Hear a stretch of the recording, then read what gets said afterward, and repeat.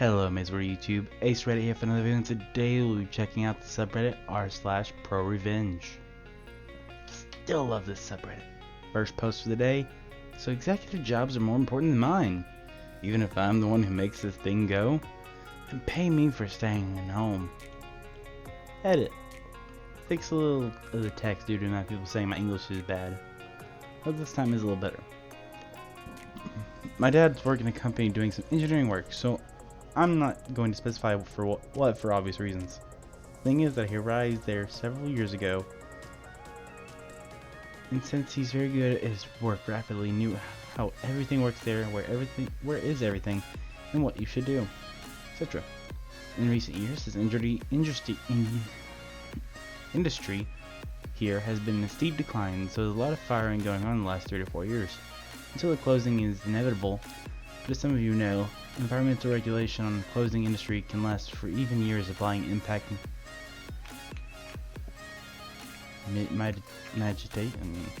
So my dad stood there more time than he thought because of his information is power. During the closes process, a lot of inefficient managers and executives have passed by the company because no one knows anything except my dad. As you may know, it's more important to save money keeping this people than really useful people.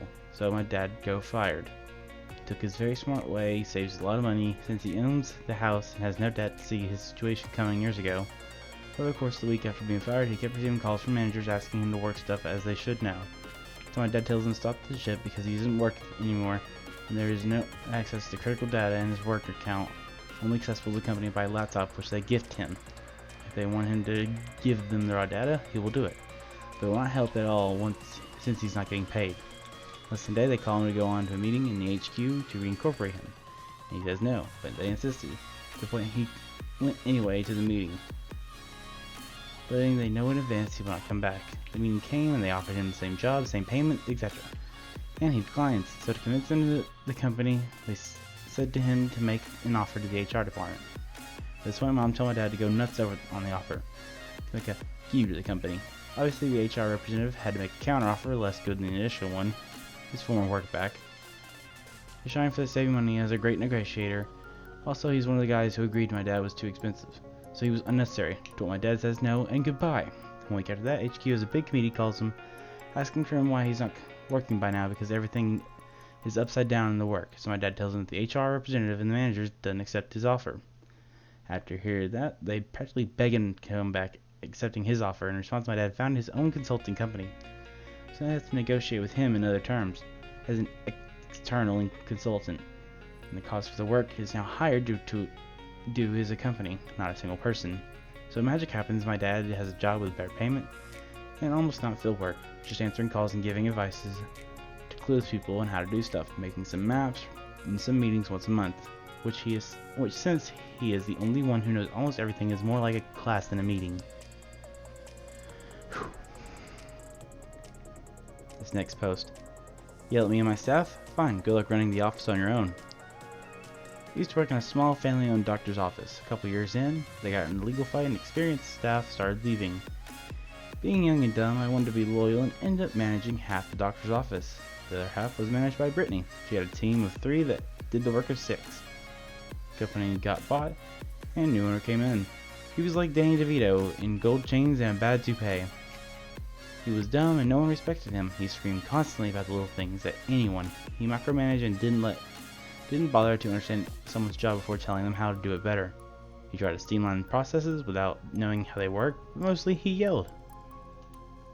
One day, the hardest working person in the entire clinic, a nurse who started every appointment, was a few minutes late. She was a single mother and her kid was sick, so she showed up less than 10 minutes later than usual. Danny proceeded to berate the nurse in front of the entire office, screaming about how dumb things like being a few minutes late, and strange things like how she wrote dates, and absurd things like how her bedside manner sucked. She had gotten flowers the day before from a patient because she was so good. When the nurse put her in her notice at the end of the day, Danny fired on the spot. To leave and never come back. I've been job searching. I actually got an offer. I was planning on giving a lot of notice, but couldn't give notice if I'd be fired immediately. I had student loans and was paycheck to paycheck. I grabbed the 2 remaining members of the admin staff and explained that I was going to quit without notice before too long. Brittany understood, and she said she too was in the final stages of taking a new job. We agreed that we would quietly find new jobs and duck out when it was convenient. We all had to quietly let the other staff know. Oh. Each of us quietly started smuggling our own personal effects out of the office. I had a start date in 2 weeks out, but honestly couldn't give notice without risking my financial health. A week or so later, Danny started screaming about the color of tape I had used to duct tape down power cable months before. I had used orange and yellow to make it more visible. Danny said it was unprofessional and asked him how he'd like me to fix it. Danny, well that's not my problem, that's yours. I paused for a second and said, hey, you know what? I don't think it is my problem. I'm out. I grabbed my small box of desk things and Danny howled at me. Danny, you'll never find another job in this town. I own every doctor's office in this country. Don't need you since I got Brittany. Brittany looked at him and said, I've been meaning to tell you that today is my last day. We packed our things and walked out as Danny called the cops saying employees were stealing things like their own birthday cards and pictures of their kids.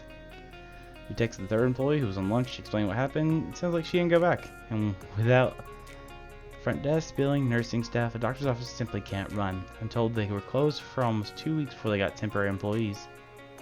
But no one had no one to train them.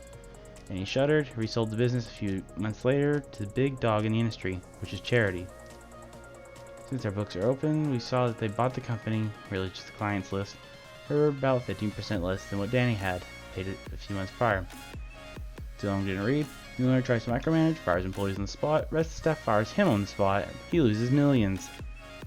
Headed for a bit more information, the police did show up. One of the officers who responded was a patient we had treated for months. Weeks later, Danny tried to withhold our final paychecks, claiming that we forfeited wages we didn't give a notice, illegal, and that we had stolen valuable intellectual property. He meant the passwords. You know, anyone's user IDs or passwords, so he had to pay an external IT team to get all of our files. And that's 2 hospital things in the past 2 episodes of ProRevenge. Didn't mean to do that, but nice. Management tries to fire me. I turned the tables. I had a manager try to fire me for being rude to a caller. The caller wanted us to call internationally to confirm insurance. I had asked the current floor supervisor if we could, and he said no, so I told the caller we couldn't. She ended the call, and I went to ask the supervisor if there was anything we could do, and was told we could not. I asked him to email the answer to me, and he did. I got called in and was told that I was unprofessional on the phones, and that I was not following the correct procedures, and that I was being investigated with consideration that I would be fired. My supervisor had no spine, so was in agreement that I didn't be fired. I was told we do not ever tell a member no, and that she had spoken with the supervisor who told me to say no, and he denied and claimed I never asked him. Luckily, I had 3 years of weekly emails I saved and print out that they showed me. Every Thursday, I asked my supervisor if I was doing okay on the phones, how I could improve, and there were any classes I could take to improve my skill and knowledge. Every reply was praise how well I was doing. I was being considered as or doing as well as a trainer.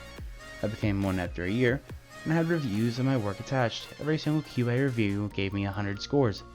I was the only one on the whole team who consistently got 100% reviews. I also had a large file full of customer compliments. They asked to speak with the supervisor to praise my work when I had given a certificate. How I also included the email from the supervisor who instructed me to say no. I quietly put all this together in an inch-thick file and made 3 copies. I was called back to discuss my reprehensible behavior and had to review calls I had made as evidence of my bad service. As we listened, the manager pointed out how cold and motionless I sounded. I agreed that I could have taken his way if there were one to look for a problem. My phone voice is always calm and careful so that I am easily understood. I have been told how much it is appreciated by our callers since we mostly have to deal with the elderly in doctor's offices, and that they appreciated my information was clearly presented, since misunderstandings can be bad. I had a customer compliments that often included appreciation for the way I spoke. 3 out of 5 calls we reviewed she said they were the worst interactions she ever heard. Said that wasn't odd since I had a certificate for all 3 calls, signed by my supervisor and her, and the certificates weren't given out until the call was listened to. The other 2 problematic calls were the ones I received a 100 score by the QA department. So I asked, well, my supervisor is telling me that weekly that I'm doing the best on the team, the QA department is telling me I'm always meeting 100% of my goals, and the customers are giving me positive reviews. So, if my attitude has always been such a problem for so long, why wasn't it addressed before? No answer. I demanded to know why this issue was allowed to continue for so long. The The manager asked me to return to my desk, but asked that I leave my folder of evidence for review, which I did. It was lunch when I returned. I was told there was a computer error that wiped my email profile and all saved emails from my email account. My computer had been reformatted to fix the error. I asked the supervisor about it, and she said she needed to talk to the manager. I was called in again, told out any evidence to back up my claims of 100% QA scores and my customer appreciation certificates. They had no choice to move forward. I asked for my printed copy, went into the manager, claimed she didn't have it, and that I was never given her a copy. So I put out another copy of all the paperwork and explained that deleting off my computer didn't delete my copies. One of the copies she had no access to on the company cloud, which is where I backed up my information daily. Something that was so uncommon that the supervisor didn't even know it was something we could do. Then I asked for an HR representative, and a manager said I waived my right to have an HR representative when I didn't ask for one at the start of the mess. I said the matter should be put to rest, and the manager said she was the one who decided this, as she was the one in charge. She also handed me the write-up and demanded I sign it. I took the time to read it, and of course it had me admitting that I was 100% at fault and that I would not retaliate in the slightest regardless of the action. It wasn't even the company's disciplinary form. It was written in Word. I was done. I decided to just go with the nuclear option. Instead of quietly trying to talk to HR, I went far above their heads. I grabbed the write-up and walked out. The manager went to stop me until she saw me walk right into the office of the director of all the call centers in the company. The guy who was magnitudes over her, and who I was on friendly terms with. He asked what was up, and I told him the manager was in the process of trying to fire me. I gave him the write-up and my folder of evidence, and he went from friendly disinterest to dead serious. 30 minutes later, he finished reviewing everything and said, "Follow me." Returned to the manager's office. She turned white when the director told the manager to call in supervisor and HR. He kept asking her what she was trying to do, why she was going after me, and why she felt it was okay to try and delete evidence from my computer. He never yelled. He would ask her a question and impatiently wait for an answer, which she couldn't give. Whenever she would bring me up or look at me, the director would say something like, "No, don't look at him. You and I are talking right now." When the supervisor arrived, he did the same thing to her. No answers, just stammering and half excuses. HR arrived, the manager jumped to speak over me to give her side. The supervisor did the same once the manager was done. They were clearly trying to run out the clock since HR was a small department and had blocked out time for meetings. I finally mentioned this, and the HR person said they had canceled all our meetings today. She'd be there as long as it took them to get to the bottom of the issue. The manager looked enraged, the supervisor looked pale and terrified. I was then taken to a separate office to give my side. The manager said that she had the right to be there, and the director told her that they had the right to sit here and wait. Both were told they were not allowed to leave, and he told them they could because they were both known to disappear and go home if any problems happened on the floor. HR and director and I had a nice chat. Went over my evidence and call history, listened to the call, and started the whole landslide. Then asked if there was anything I could have done better. I said that if I could have asked a different supervisor for help. I used the HR person's laptop to pull my stuff. It had saved in the cloud, and there it was. Document after document proving my side. Emails from the supervisor, emails from the manager, all praising me. Proof of my 100% QA's everything. The director was almost gleeful that he had finally had something concrete because there were being complaints about the manager and supervisor. Those complaining never did anything. He called the QA manager and got a statement about my QA scores and how I was professional 100% of the time. Then pulled in supervisors from other teams who confirmed I was a pleasure to work with and always went above and beyond to help. Felt pretty good to know I was actually appreciated by people who matter. You don't get that often in a call center environment. They agreed I had done nothing wrong, and asked that as far as they were concerned with the matter, it was closed for me. But that they would be looking into manager and supervisor. They couldn't tell me anything officially, of course. Manager and supervisor got official disciplinary actions with threats to terminate if they were caught doing this again. Ever. The supervisor was demoted and transferred out of the department completely. Heard that has basically ruined her career with the company since the actions were so serious. Manager ended up moving to a different office at a lower pay and ended in about 40 minutes farther from her home because her actions against me opened the floodgates against her and she could be fired and take the far worse position. She ended up quitting after about a month. Why the supervisor and manager decided they hated me? Don't exactly know what caused it. But apparently they had problems with me for a couple of years and would talk to other employees about me behind my back, about what a lazy and bad employee I was. Of course some people agree, but that's the nature of the beast. But we're going to know that most of them disagree. Keep a paper trail, folks, and be friendly with upper management. Whew. That's going to be all for this video, players. Jesus. Remember, like them, it's gotta be fun. Turn Instagram, like good stuff, and keep on playing, players. Peace.